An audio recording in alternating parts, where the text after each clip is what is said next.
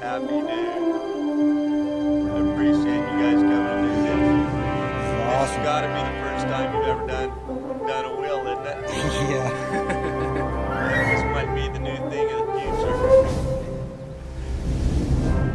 And we're going to go up to the big lookout point where Steve killed all his big bucks. The yellow rocks. And then we're going to show the whole world. Yeah. Everybody can come. We're going to sell this. Yeah, Wade Lemon will be up here in a week. Give Wade GPS coordinate.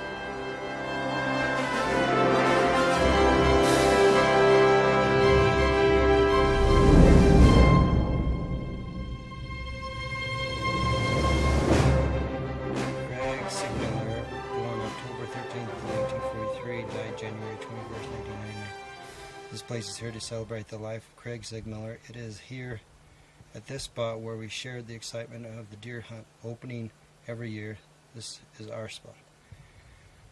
My dad taught me many valuable lessons in my life, not only as a child, but in my adult life also. My dad taught me the importance of family. My dad was always there for us, everything from a head message to working hard and always the right words, all in order to give us every opportunity. My dad taught me the importance of being able to sleep with yourself at night as a result of my actions and decisions in everyday life. My dad taught me that the desire to be the best and win was good, but it was also just as important to shake the hand of the person who has defeated you. My dad taught me that honesty was not only important with others, but it is important to be honest with yourself. My dad taught me that hard work is important not only for a paycheck, but to have a job well done. My dad taught me that friends are not only for what they can do for you, but doing and being there for them. Thanks, Dad, not only for teaching me, but showing me.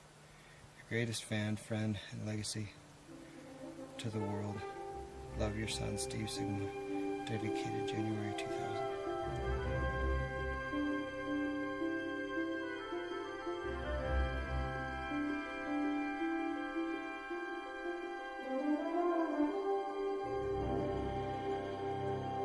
What were you saying about that, Steve? You went up there what? I've been going to those rocks in that very spot since I was 7 years old with my father. We would, before we had these fancy four-wheelers and ways to get up on this ridge, we'd start walking down at the creek crossing where we'd camp, and we'd walk all the way up the main canyon, and then we'd go up these old switchbacks to right here, and then we'd go up that ridge where you guys just went, and would sit in those rocks and wait for the sun to come up. We'd make that whole walk in the dark, and the incredible conversations I'd have with my father, and looking at the stars and looking over at the Monroe Mountain and watching all the hunters' trucks going up and just waiting for it to get light and building the fire. And had some cold years and warm years, and I shot my very first buck, which I'll show you here in a minute, in 1982, sitting at that very rock. And my father started coming up here when he was 12 years old with his father, so we've got a lot of family tradition. June 16th, 2004. I'm up here at Big Rock Candy Mountain on the Sargent Mountain with Doyle Moss and Jason Fisher, a couple close friends of mine that are taking the time out of their day to come up and do this little video diary for my kids and my grandkids, and hopefully my grandkids' kids. I was born July 24th, 1966 in Lodi, California. Craig Seegmiller was my father. Judy Seegmiller, my mother. My dad played professional baseball for a number of years. We moved back to Utah at about an early age when I was about 6. I've been coming down here to this very spot on this mountain since I was 7 years old with my father, hunting deer. And my family, my great-grandpa started the Big Rock Candy Mountain with my great-uncle Pratt, my great-aunt LaRue, my grandpa's brothers and sisters, I believe back in the early 50s. And My father's been coming down here since he was 12 years old and shot his first deer on this very mountain also. And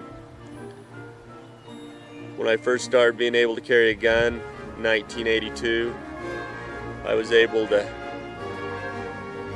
shoot my first buck down here at Big Rock Canyon Mountain with my father, and happened right up here from these yellow rocks on the hillside directly to the west, northwest I guess. Very special moment in my life, and I've been able to come down here with my daughters Taylor, Madison, and Jordan, and my wife, and taking them all to this spot.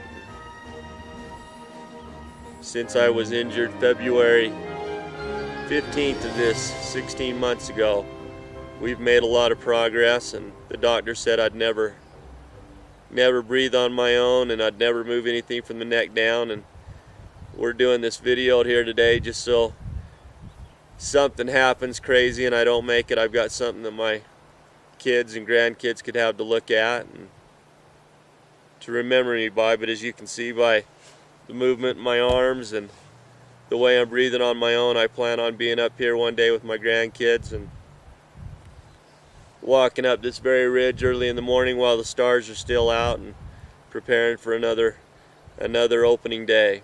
I graduated from Provo High in 1984, went to the University of Utah on a golf scholarship.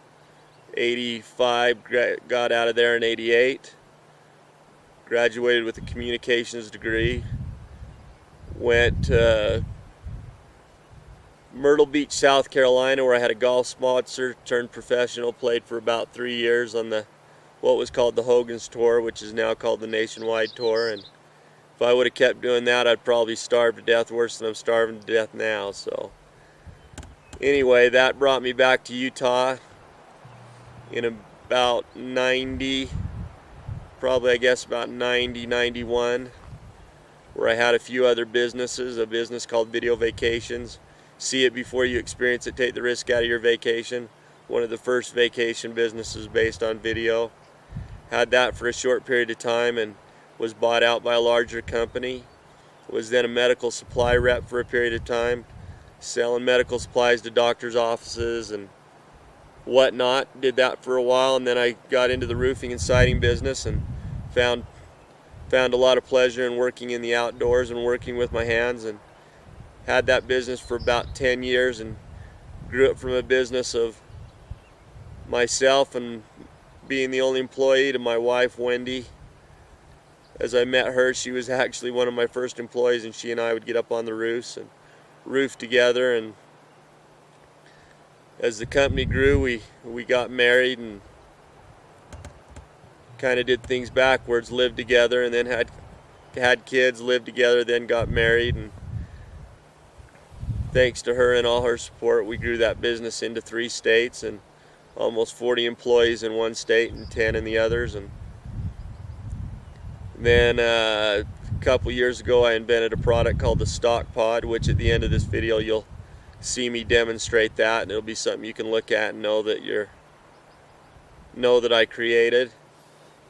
And as we go about the rest of this day, I'm going to take you to a couple other special spots on this mountain that mean a lot to me, and we'll speak a little more about the different things there.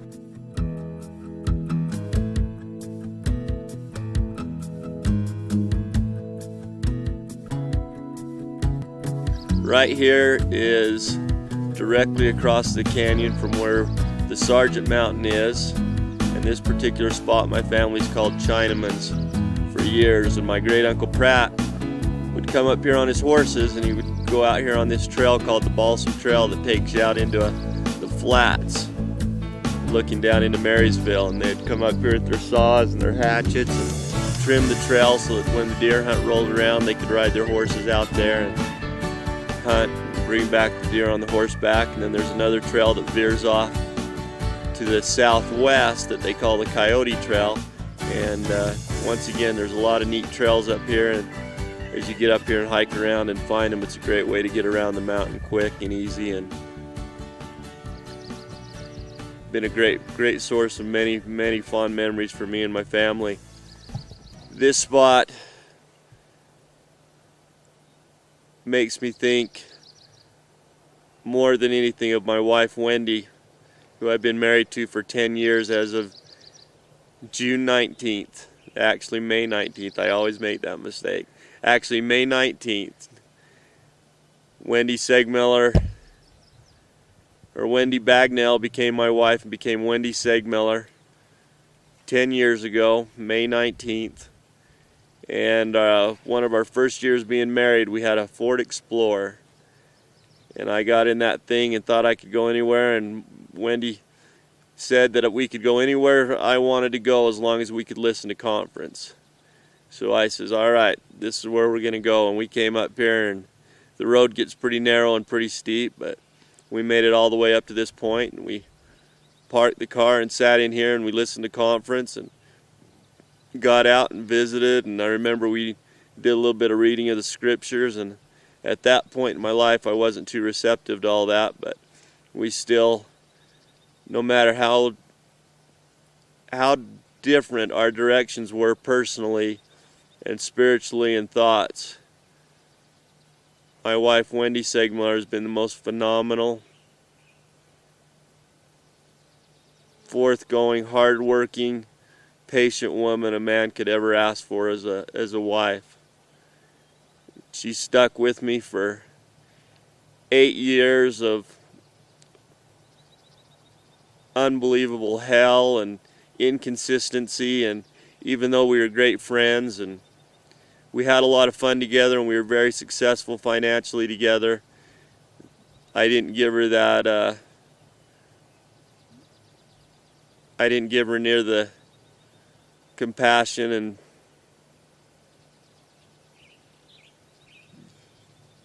that she deserved. After 8 years dealing with me as an alcoholic, we had, as I finally came around, and the stories are well documented, and I've got videos and stories written, and I don't want to go into it today about my sobriety and finally finding peace without alcohol and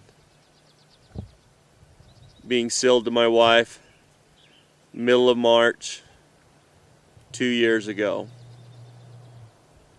And we had a year and a half there together where finances weren't very good, but no matter where things were at, we were happier than we ever were with life, just due to the fact that we were on the same plane spiritually, and we got sealed in the temple to my wonderful wife and my 3 beautiful children, Taylor, Madison, and Jordan. And on this very spot, about 2 years into our relationship, Wendy and I came up here on 4-wheelers and walked down off of this ridge, and I gave her a pair of diamond earrings. I think that was probably the nicest thing I did for her in the first few years of our marriage, and I can still remember how excited she was. And I remember we took the ribbon off the little box and took it down here and stuck it in the notch of one of the trees. And being in my current situation, I probably couldn't find it without looking hard, but this has been a fond memory up here of a special place where Wendy and I have come many times on horses and 4-wheelers and in vehicles, and sat out here on this point and looked out over the valley and had many wonderful conversations. And I guess if there's one message that I'd like to leave to my daughters and grandkids and all those who see this video, that is to remember the phenomenal peace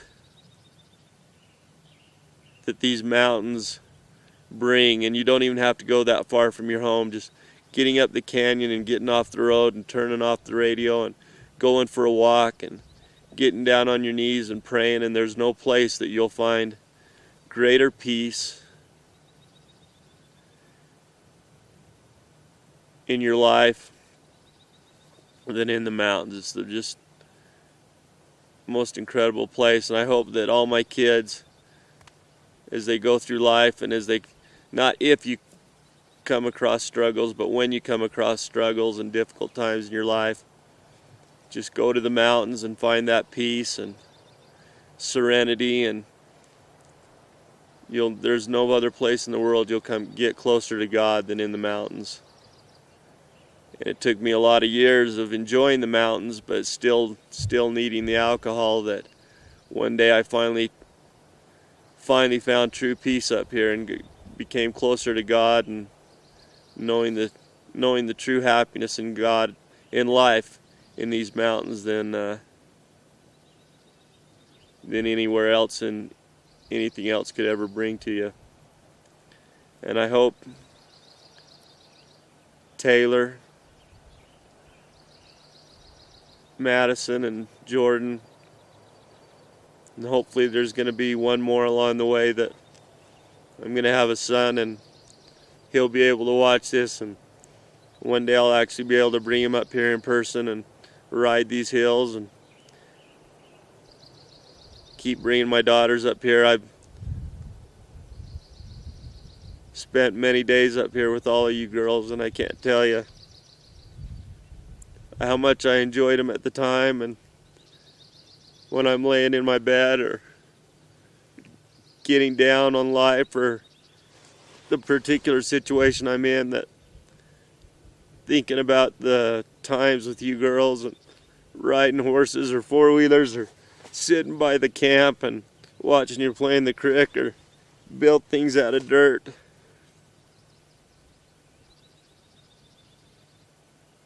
Are sincerely the happiest days of my life. And I want you to know that whatever does happen to me, if I do happen to go early, how much I love you guys, and I'm fighting like hell, and I'm going to beat this.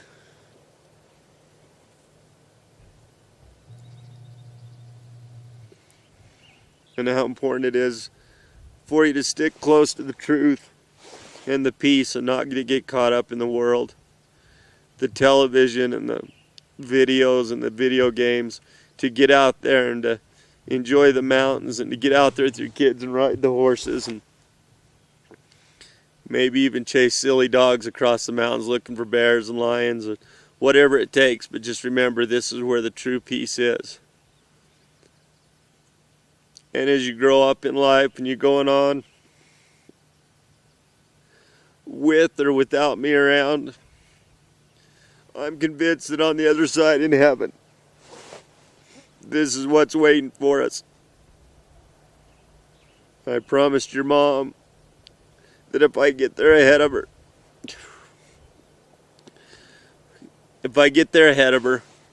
I'm going to have the most incredible mansion built for her. It's going to be up here. I'm going to make her the most beautiful rose gardens, and they're going to be absolutely immaculate. It's something she's always wanted, and I hope I get to stick around and do it at the house we're in. But she always wanted just the perfect yard and the gardens and places to walk out and think. And I'm going to have all the beautiful flowers, and as I'm sitting here right now looking out, these cactuses are in bloom up here right now, and they're just absolutely incredible. And then we've seen a lot of blue flowers, what I don't know what they are, and we actually saw, what is the state flower, seagull lily? Mm-hmm. We saw some seagull lilies today up here on the other side over on the Sargent where we did some earlier video. But the peace and pleasure that you kids can find up here, and promise me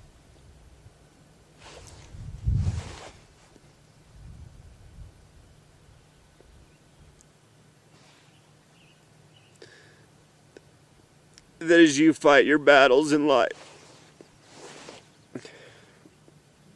no matter what they are, problems with your spouses, financial, physical ailments, injuries, cancer, Alzheimer's, paralyzed, just promise me before that you'll always retreat to the mountains. I'm so sorry, I'm so emotional.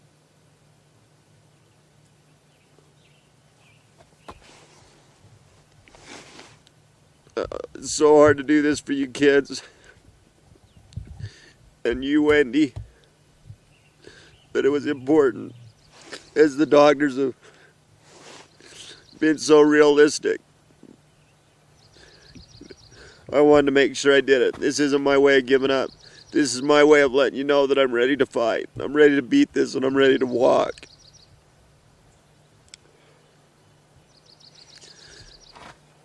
And our life's going to get better and better every day. My spirit will always be up here in these hills, and I'll be looking after you.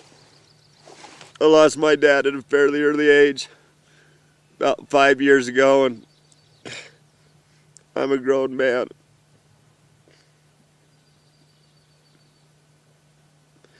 And there's not many days that go by that I don't think of my dad and wish he was around.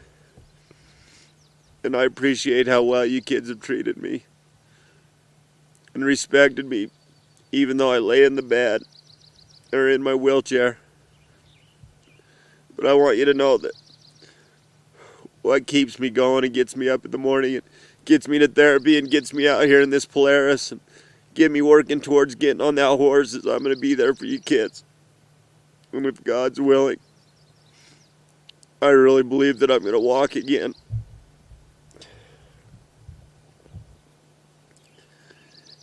And to always have nothing but the utmost respect for your mother.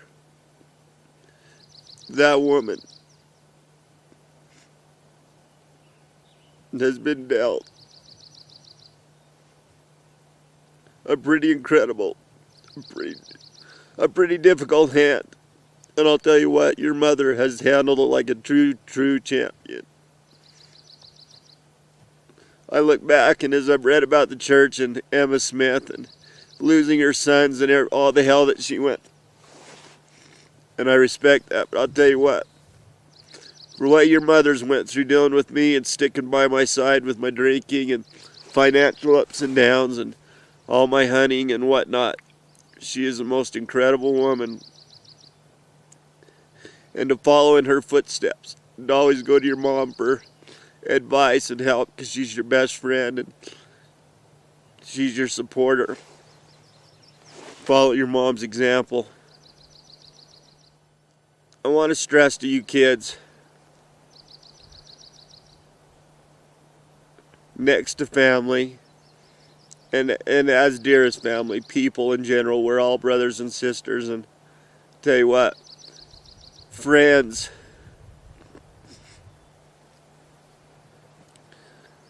are so very, very important.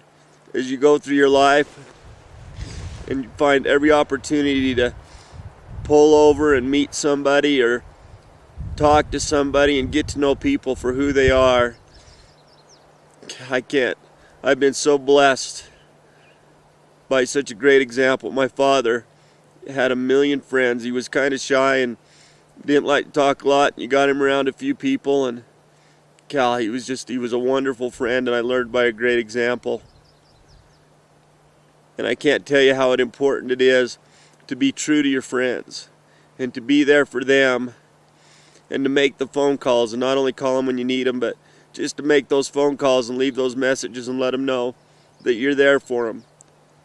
Because I'll tell you what, I've always been blessed to be around great people and phenomenal friends. And there's nothing more important in this life than leaving it better than you found it. And by meeting people, and you learn neat things. And I think of the people that I've met simply by pulling over and asking somebody if I could maybe hunt on their property or set traps in their cornfields, and that have blossomed into friendships that are second to nothing in my life other than my family. And those friendships are something that lasts for a lifetime. And it's so very, very important to be true to your friends and true to yourself.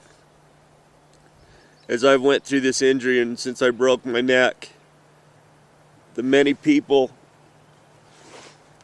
that donated, sat at the hospital by my side, stood by your mom's side,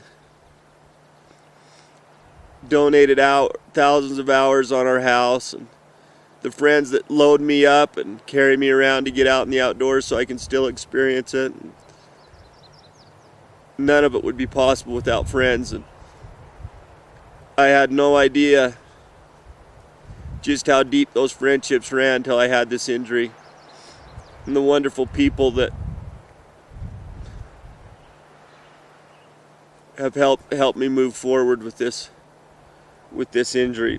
These mountains up here run deep with our family's history. As you walk through the groves of quaking aspens and you start getting off the road, and even on the main roads, and you start looking, you're going to see our family's names all over and leave records. And I've got countless trees up here that I've carved my name in, and as the years went on, I always found myself carving your kids' names in. And whenever I'd get myself into a predicament and have to wait for somebody to come pull me out, or waiting for the dogs to come back, I'd always sit down and carve in trees and carve our names. And it's something special to me, and that my family's done up here for a lot of years.